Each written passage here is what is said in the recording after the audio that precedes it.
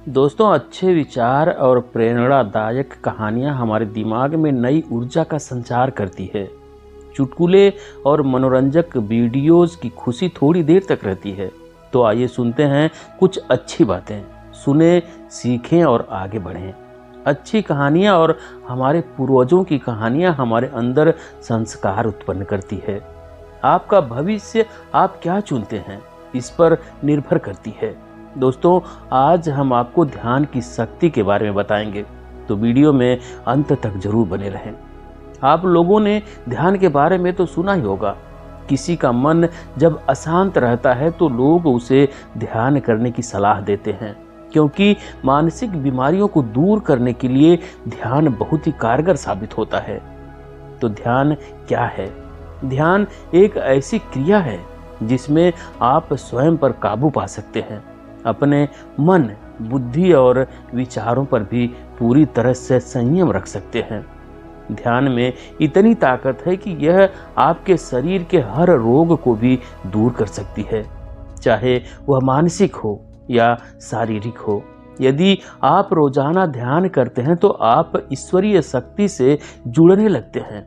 जब आप ध्यान में रहते हैं तो आपका शरीर और मन पूरी तरह से शांत हो जाता है और आपको खुशी का अनुभव होता है। ध्यान में क्या क्या होता है? तो दोस्तों, जब आप थोड़े गहरे ध्यान में चले जाते हैं तब आपकी आंखें बंद होने के बावजूद आपको स्पष्ट रूप से कई रंग के प्रकाश और छवि दिखाई देते हैं। आपके शरीर में ऑक्सीजन की मात्रा बढ़ जाती है, आपका रक्त संचार एकदम से ठीक हो जाता है, आपके विचार नियंत्रित होने लगते हैं, आपके मन से नकारात्मक विचार दूर होने लगते हैं। अगर आपके मन में कोई उलझन रहती है तो उसका भी हल निकल जाता है। आपके अंदर धैर्य शक्ति धीरे धीरे बढ़ने लगती है और अंत में आपका मन स्थिर हो जाता है और आप परम आनंद महसूस करते हैं। जितने अधिक गहराई में आप जाते हैं या जितनी देर आप ध्यान करते हैं, आपकी समझ और बुद्धि का विकास उतना ही बढ़ने लगता है। ध्यान की शक्ति और इसके बहुत सारे लाभ हैं दोस्तों। आपने हिमालय के योगियों के बारे में सुना होगा कि उन्होंने ध्यान करके कई प्रकार की शक्तियां हासिल की है। हिमालय पर तापमान शून्य से भी नीचे रहता है, फिर भी वहाँ के योगी इतने ठंड में भी ध्यान करते हैं। उनके शरीर पर पर्याप्त कपड़े भी नहीं होते हैं। ऐसा कहा जाता है कि वहाँ के साधु 200 सालों से भी अधिक उम्र तक जीवित हैं। हम आपको ध्यान के कुछ फायदे बताते हैं जिसे अगर आप घर पर रहकर भी करते हैं तो आपको यह सभी लाभ मिलेंगे।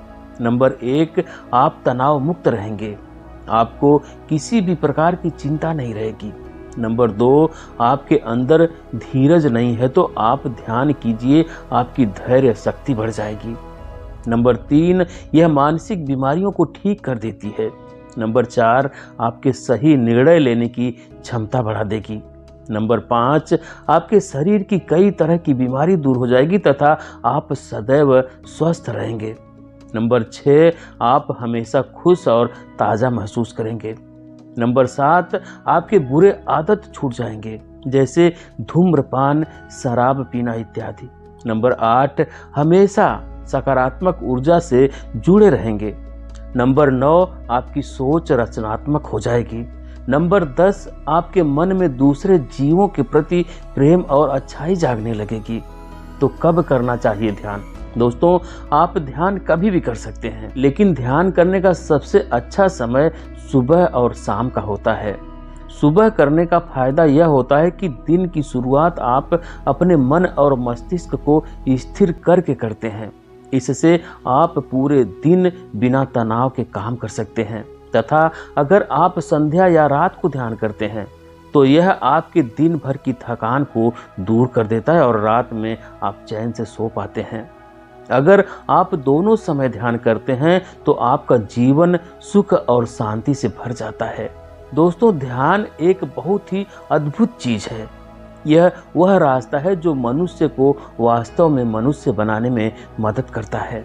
हमारे पास मनुष्य का शरीर तो है, पर इसकी पूरी क्षमताओं को हम इस्तेमाल नहीं करते। इसलिए हम मनुष्य होते हुए भी मनुष्य नहीं होते। हम सब लगभग जानवरों के स्तर पर ही जीवन को जीते रहते हैं। बस जानवरों में और हम में इतना ही अंतर है कि हम कुछ चीज़ों को अधिक सुगमता से या अधिक विचारपूर्ण तरीके से कर लेते हैं। ध्यान के कई स्तर होते हैं, जैसे स्कूल कॉलेज में पढ़ाई के कई स्तर होते हैं। पहली कक्षा, दूसरी कक्षा, तीसरी कक्षा और इसी तरह कक्षाएं आगे बढ़ती चली जाती हैं। हर कक्षा के साथ विद्यार्थी अधिक ज्ञानवान और समझदार होता चला जाता है। ठीक इसी तरह ध्यान में भी ध्यान के कई स्तर होते हैं। ध्यान का पहला स्तर लोगों को या किसी भी स्थिति को सुनना है। सुनने की क्षमता हर किसी के पास नहीं होती। अब आप कहेंगे कि हम सभी तो सुनते हैं। नहीं, आप आवाज़ सुनते हैं, उसका निष्कर्ष निकालते हैं और रिएक्ट करते हैं। मैं केवल सुनने की बात कर रहा हूँ, जहाँ व्यक्ति ध्यान से देखता और सुनता है। देखने और सुनने में वह अपने भीतर रिएक्ट नहीं करता, बल्कि जो जैसा हो रहा है वैसा ही देख रहा होता है। अगर आपने कुछ सुन के रिएक्ट करना शुरू कर दिया तो समझिए कि आपने सुनना बंद कर दिया है। और जैसे ही आप सुनना बंद कर देते हैं, वैसे ही आप विचारों में बहकर क्या क्या कर जाते हैं, यह तो आपको पता ही नहीं चलता। सारा दिन आप यही तो करते हैं। सारा दिन क्या, सारी जिंदगी आप यही करते हैं। एक महात्मा के पास एक युवक आया और वह उनका शिष्य बनना चाहता था और ध्यान की विधि सीखना चाहता था, जिससे उसे ज्ञान की प्राप्ति हो सके। उसने महात्मा से कहा, हे गुरुदेव, मैं भी ध्यान के मार्ग पर आगे बढ़ना चाहता हूँ। मैं भी ज्ञान की प्राप्ति करना चाहता हूँ। मुझे अपना शिष्य स्वीकार कर लें। मुझ पर कृपा करें गुरुदेव। महात्मा ने कहा, जिस दिन तुम ध्यान के लिए तैयार हो जाओगे, उस दिन मैं तुम्हें अपना शिष्य स्वीकार कर लूँगा और ध्यान के बारे में, ध्यान के विधि के बारे में तुम्हें आगे बताऊंगा, जब तक तुम इस आश्रम में रह सकते हो। अगले दिन महात्मा ने शिष्य से कहा, जाओ, जाकर बाहर की दुनिया देखो और शाम को वापस आना। तुमने पूरे दिन क्या देखा मुझे आकर बताना। शिष्य चला गया। पूरे दिन वह एक गांव से दूसरे गांव घूमता रहा और इधर उधर की चीजें देखता रहा। शाम को शिष्य वापस आश्रम आया तो महात्मा ने उससे पूछा, बताओ आज तुमने क्या देखा। शिष्य ने कहा, ज्यादा कुछ खास तो नहीं था, पर उत्तर की ओर एक गांव में दो भाई जमीन के लिए आपस में लड़ रहे थे। महात्मा ने कहा, तो तुमने उस विवाद में क्या अनुभव किया। शिष्य ने कहा, वह आपस में लड़ जरूर रहे थे, पर ऐसे नहीं लड़ रहे थे कि जैसे मेरे पिता और उनके भाई के बीच में लड़ाई हुई थी। उन्होंने तो आपस में एक दूसरे का सर तक फोड़ दिया था। मेरे पिता तो मरते मरते बचे थे। यह तो बस ऐसे ही आपस में बोल चाल करके लड़ रहे थे, एक दूसरे को बस गाली गलौज कर रहे थे। महात्मा ने कहा, तब तुम्हारे मन में क्या आया। शिष्य ने कहा, मैं तो यह सोच रहा था गुरुदेव कि यह कब ठीक से लड़ेंगे और कुछ मजेदार देखने को मिलेगा। महात्मा ने कहा, आज पूरे दिन का तुमने उपयोग कैसे किया, क्या खास किया तुमने आज। शिष्य ने अपना सिर नीचे झुका लिया। महात्मा ने कहा, क्या तुम आज का दिन वापस ला सकते हो। जिस प्रकार आज का दिन व्यर्थ गया, सभी लोग अपने जीवन के कीमती समय को बर्बाद कर रहे हैं। सोचो कि अगर तुम्हारे पास केवल आज का दिन होता तो भी क्या तुम उसे ऐसे ही व्यर्थ की लड़ाई देखने में बर्बाद कर देते। और अगर देख भी रहे होते तो क्या तुमने उनकी लड़ाई को रोकने की कोशिश की। अगर एक दिन तुम्हारे पास केवल आज का ही दिन होता तो तुम क्या करते। शिष्य ने कहा, गुरुदेव, करने के लिए तो बहुत कुछ है, एक दिन में कैसे हो जाएगा। महात्मा ने अपनी झोली से एक शीशी निकाली। उस शीशी में कुछ भरा हुआ था। महात्मा ने वह शीशी अपने शिष्य को पिला दी और कहा, अब तुम्हारे पास जीवन के केवल 24 घंटे बचे हैं। 24 घंटे के बाद तुम मर जाओगे। यह जो मैंने तुम्हें पिलाया है खास किस्म का जहर है। अभी तुम्हें हल्के से चक्कर आएंगे और उस चक्कर के बाद तुम्हारे पास 24 घंटे होंगे। तुम्हारा जीवन 24 घंटे का ही रह जाएगा। जितना जी सकते हो इस 24 घंटे को जी लो। जो कर सकते हो वह कर लो। तुम्हारे पास ज़्यादा समय नहीं है।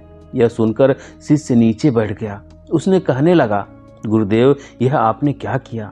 मैंने तो जिंदगी में कुछ देखा भी नहीं, कुछ किया भी नहीं। अब इन 24 घंटों में मैं क्या कर सकूंगा? महात्मा ने कहा, कभी ना कभी जीवन में जीवन के 24 घंटे ही बचते हैं और वह समय धीरे धीरे समाप्त हो जाता है और हम सब मृत्यु की ओर बढ़ जाते हैं। चाहे मनुष्य 20 वर्ष का हो या 100 वर्ष का, सब यही कहते हैं कि मैंने अभी जिंदगी में कुछ किया ही नहीं, इन थोड़ी सी बची सांसों में मैं क्या कर सकूंगा। तो जैसे भी इन 24 घंटे को तुम जी सकते हो, जियो और 24 घंटे खत्म होने से पहले मेरे पास आ जाना। शिष्य की आंखों में आंसू थे, शिष्य की आंखों में आंसू थे और वह वहां से चला गया। वह जा रहा था तो रास्ते में उसने देखा कि वह दोनों भाई अब एक दूसरे का सर फोड़ रहे थे। खूब लड़ाई हो रही थी। उसने मन ही मन सोचा, यह क्या बेवकूफ़ी कर रहे हैं, मेरे पास तो समय नहीं है और यह बेवकूफ़ एक दूसरे का समय छीनने पर लगे हैं। जमीन से कीमती तो इनका जीवन है, जिसे यह जानते ही नहीं है। अजीब उल्टी दुनिया है। वह अपने घर पहुंचा। उसके घर में सब अपने काम में व्यस्त थे। वह सबसे आखिरी बार मिलना चाहता था, पर किसी के पास इतना समय ही नहीं था कि उससे ठीक से बात कर सके। आखिर में माँ ने उसे अपने पास बुलाया और उसे खाने के लिए बैठने को कहा। उसने बड़े ध्यान से देखा कि किस प्रकार उसकी माँ उसके लिए प्रेम से खाना बनाती है, किस प्रकार वह उसके लिए खाना परोस रही है और उसके परोसे हुए खाने में कितना स्वाद है। वह खाना खा रहा था और हर एक निवाले के साथ उस खाने को महसूस कर रहा था और सोच रहा था कि अब उसे यह खाना कभी नसीब नहीं होगा। उसने बड़े ध्यान से उस घर को देखा जहां उसका जन्म बीता था। उसने सोचा कि इस घर में वह कल नहीं होगा। यह सभी लोग जिनके पास मेरे लिए अभी समय नहीं है, कल मुझसे बात करने के लिए रोएंगे। इनके पास समय होगा पर मैं नहीं रहूंगा। उसने बड़े ध्यान से सबको देखा, जैसे कि आज तक उसने कभी उनको देखा ही नहीं था। तभी माँ ने कहा, बेटा आराम कर ले, सो जा। बेटे ने कहा, नहीं माँ, समय नहीं है, बहुत सो लिया, अब थोड़ा जाग कर इस दुनिया को देख लेता हूँ। वह बाहर निकला, अपने मित्रों से बात की।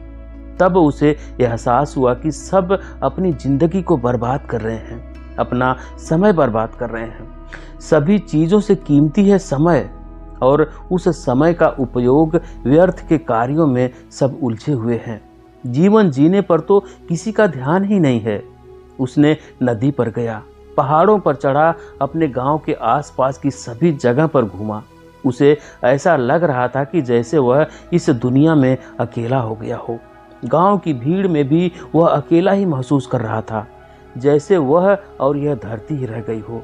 धीरे धीरे 24 घंटे समाप्त होने लगे और 24 घंटे से पहले ही वह महात्मा के पास पहुंच गया और कहा, हे गुरुदेव, आपने बुलाया था, मैं आ गया। आपसे यह विनती है, मेरे मरने के बाद मेरे घर वालों को इसकी सूचना दे देना। मेरी माँ को थोड़ा देर से देना, उसे अधिक दुख होगा। महात्मा ने कहा, क्यों? इन 24 घंटों में तुमने अपने जीवन के सारे काम निपटा लिए। शिष्य हंसा और कहा, गुरुदेव, जीवन के काम तो कभी निपट ही नहीं सकते, वह कभी खत्म नहीं हो सकते, जीवन ही खत्म हो जाता है। तो मैंने उन कार्यों के बारे में विचार ही नहीं किया। मैंने तो इन 24 घंटे को बस जिया है और मैं हैरान हूं कि मैंने अपने जीवन के 21 वर्ष बिना जिए ही गुजार दिए। जिस प्रकार यह 24 घंटे मैंने जिया है, ठीक उसी प्रकार अगर मैं 21 वर्ष भी जी लेता तो कितना आनंद होता। महात्मा ने कहा, अब तुम मेरे शिष्य बन सकते हो, अब तुम ध्यान के लिए पूरी तरह से तैयार हो। शिष्य ने कहा, पर गुरुदेव, मैं तो मरने वाला हूँ, आपने मुझे वह जहर दिया था ना। महात्मा ने कहा, अरे वह तो पेट साफ करने की दवाई थी, क्या तुम्हारा पेट अभी तक साफ नहीं हुआ? महात्मा ने कहा, अब ध्यान से सुनो, हम इस दुनिया में रहकर भी इस दुनिया को नहीं जी पाते। ठीक उसी प्रकार ध्यान करने वाले भी ध्यान में होकर ध्यान को प्राप्त नहीं कर पाते। जिस प्रकार तुम्हें अब जीवन का एहसास हुआ है, ठीक उसी प्रकार ध्यान करने वाले बहुत सारी चीज़ों को अपने मन में लेकर चलते हैं और उन्हीं चीज़ों में फंस कर रह जाते हैं। जैसे जीवन केवल जीवन जीना है, वैसे ध्यान केवल ध्यान ही है, उसमें कुछ और नहीं होता। जब व्यक्ति ध्यान में हो जाता है, उसके अलावा कुछ और नहीं बचता। कोई व्यर्थ का कार्य नहीं बचता, ना ही कोई व्यर्थ की सोच या इच्छा बचती है। तब जिस प्रकार इस दुनिया में तुमने अपने आसपास की चीजों को महसूस किया, ठीक उसी प्रकार ध्यान की गहराइयों में उतरा हुआ व्यक्ति इस ब्रह्मांड को महसूस करता है। और यह ब्रह्मांड हर पल तुमसे कुछ पूछ रहा है कि मैं तुम्हारे लिए क्या कर सकता हूँ, पर उसकी आवाज़ तब तक तुम्हारे पास नहीं पहुँचेगी जब तक कि तुम पूरी तरह से खाली ना हो जाओ। जैसे तुमने अपनी माता के बने भोजन का स्वाद लिया, क्योंकि तुम उस समय खाली थे। ध्यान के कई स्तर होते हैं और धीरे धीरे तुम हर स्तर पर चढ़ते चले जाओगे जब तक कि तुम रुक नहीं जाते। पहला स्तर तुमने आज पार कर लिया। तो ये थी आज की कहानी दोस्तों। आपको कैसी लगी कमेंट करके ज़रूर बताएं। वीडियो को लाइक करें, शेयर करें और चैनल पर अभी तक नए हैं, चैनल को सब्सक्राइब नहीं किए हैं तो प्लीज़ चैनल को सब्सक्राइब करें, बेल आइकन भी प्रेस कर लें ताकि आने वाली सभी वीडियो का नोटिफिकेशन सबसे पहले आपको मिले। वीडियो देखने के लिए बहुत बहुत धन्यवाद।